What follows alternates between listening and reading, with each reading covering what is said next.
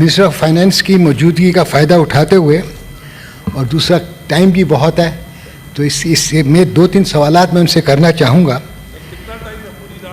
مجھے یہ پتہ نہیں ہے, یہ تو حکومت ہے, وقت بتا سکتی ہے, میں تو آپ کی طرح ایک سینیٹر ہوں. کچھ کوشچنز ہیں منسٹر صاحب سے.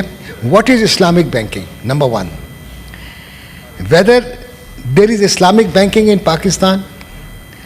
Number 3, whether we are following the principles of Islamic banking in dealings, in financial dealings with the foreign world. اور آخر میں جو question ہے, whether the financial institutions can charge markup on markup in the Islamic banking. Thank you, sir. جی minister. یہ 4 questions نظر ان سے کہتے ہیں, فائدہ اٹھا لیں ان کی موجودگی کا اور ان کی نالج کا اور ایکسپیرینس کا. جی منسٹر فائنانس صاحب.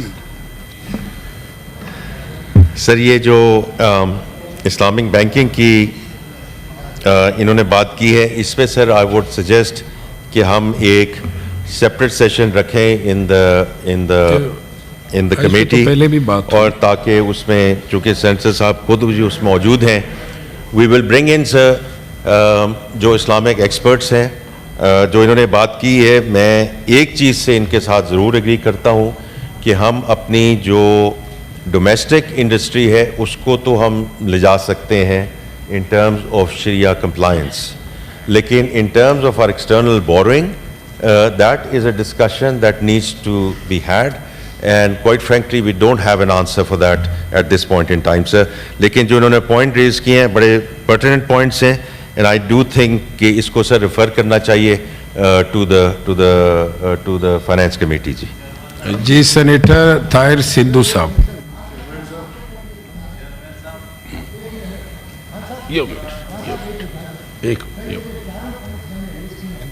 جیسے منسٹر صاحب نے ابھی اس کا جواب نہیں دیا, and he wants I think an in-depth study into it. اگر یہ چاروں کوشچن آپ کنسرنڈ کمیٹی کو ریفر کر دیں تاکہ ان کا آنسر آنا بہت ضروری ہے. کس حوالے سے جو نہیں سر کمیٹی کے سر آپ یہ ریفر کر دیں, میری ریکویسٹ آپ کو ہوگی یہ کوشچن ریفر کر دیں, اسپیشلی مارک اپ آن مارک اپ. جو بینکس ہیں آج کل, پہلے انٹرسٹ ہوتا تھا سود, اس پر انٹرسٹ پر کمپاؤنڈنگ کرتے تھے. اسلامک بینکنگ جو ہے اس کا مقصد یہ تھا کہ سود پر سود نہیں ہوگا, کمپاؤنڈنگ آف انٹرسٹ نہیں ہوگی, مگر آج بھی کمپاؤنڈنگ آف انٹرسٹ ہو رہا ہے. تو اس لیے اس کا جواب بڑا ضروری ہے, whether the banking institutions can charge mark up on mark up. Principle پر تو مارک اپ لے سکتے ہیں, but whether they can charge mark up on mark up, اس لیے میں فائنانس منسٹر صاحب سے, یہ خود بھی بینکر ہیں, اس کا میں ان سے جواب لینا چاہوں گا اس وقت. جی whether they can charge mark up on mark up. یہ تو آلریڈی کمیٹی کے حوالے سے جی بات کریں, ہم ریفر کر دیں ٹو دا فائنانس کمیٹی. اس میں چونکہ سینیٹر فاروق نائک صاحب خود بھی اس میں موجود ہیں, وی ول انشاءاللہ کم بیک آن دیٹ. جی طاہر جی ریفر کر دیا. جی طاہر سندھو. جی جناب چیئرمین بہت شکریہ.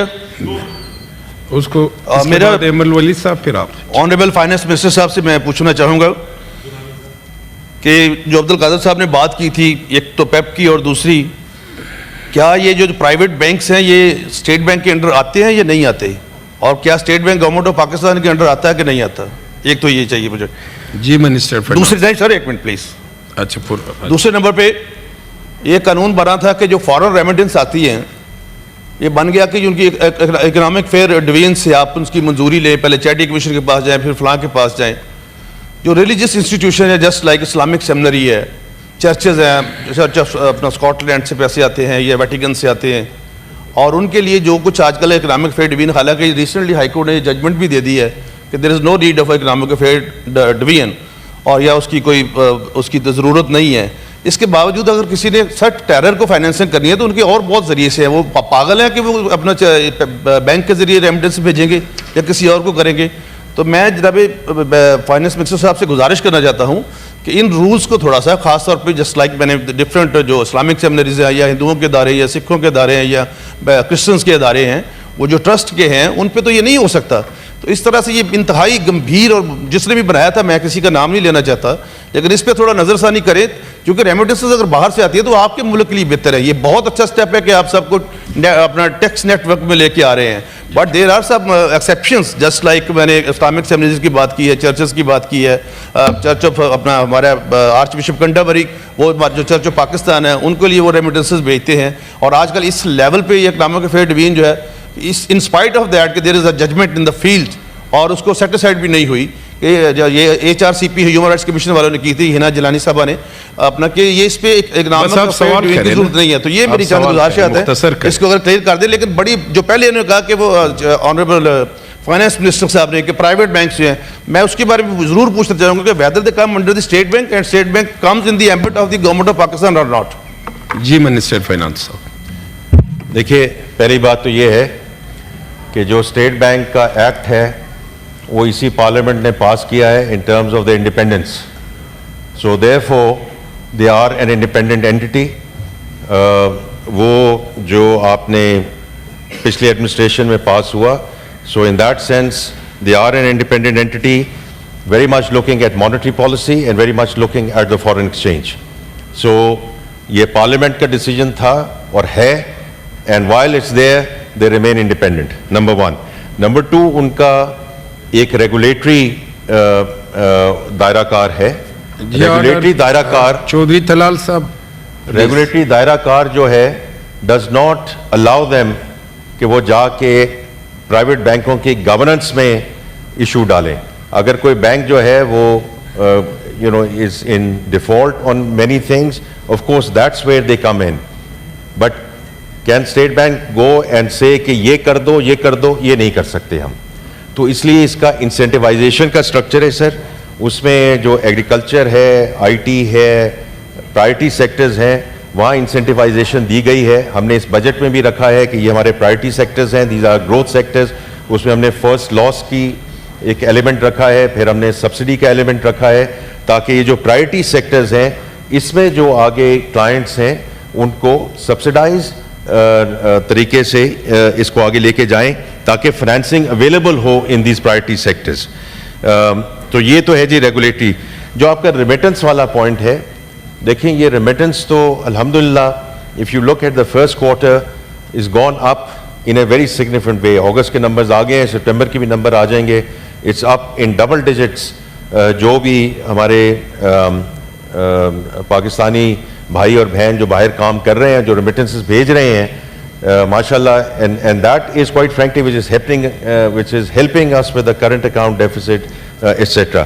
جو آپ نے ایک اسپیسیفک بات کی ہے، دیکھیں اس میں جو میں نے پہلے بھی بات کی کہ FATF کے دوران جو KYC ML اور جو ٹرانزیکشن مانیٹرنگ ہے وہ بہت زیادہ اس کو اسٹرکٹ کر دیا گیا ہے.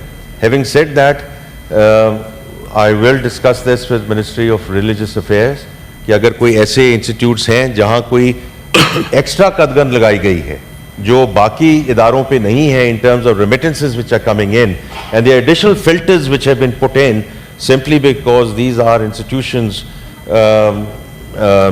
جو ہیں ان کو ہم ضرور دیکھیں گے تاکہ کوئی ایسی اسپیسیفک چیز نہ ہو. Because of course we want donations, we want people to send and help us, because جیسے آپ کو پتہ ہے کہ رمضان کے وقت کتنی جو ہے وہ ریمیٹنس بڑھ جاتی ہے. ہمیشہ there is a big spike رمضان کے دوران. اور اب اس میں کئی طریقے ہیں نا. ایک تو ہے جو ریمیٹنس آتی ہے نارملی آتی ہے from our foreign workers, and the other one is the Roshan digital account, the RDA remittances. تو وہاں بھی وہ آپ کے blue collar workers نہیں ہیں. These are all the folks who are actually مخیر لوگ ہیں, and they send their remittances into the RDA accounts for lifestyle banking into Pakistan. تو یہ دونوں چیزیں ہیں, یہ دونوں ہمیں اب وہ جو RDA والا بھی ہے وہ بھی $8.9 بلین پہ پہنچ چکا ہے, اور ہمارا جو ہمسایہ ملک ہے اس میں بھی that was a huge success, اور یہاں بھی it's a huge success. اور جو ہماری remittances as you know it's a lifeline, کیونکہ ہماری جو ریمیٹنسز ہیں now inshallah are going to cross $30 billion. ہماری جو ایکسپورٹ ہے وہ بھی تقریباً اتنی ہے. سو اگر ہم نے کرنٹ اکاؤنٹ ڈیفیسٹ کو ہم نے اس کو ان کنٹرول رکھنا ہے تو this every possible thing that we can do to facilitate remittances we have to do that. لیکن جو آپ کا پرسنل پوائنٹ ہے سندھ صاحب وہ میں منسٹری آف ریلیجیس افیئرس سے ضرور پک اپ کروں گا. Thank you G.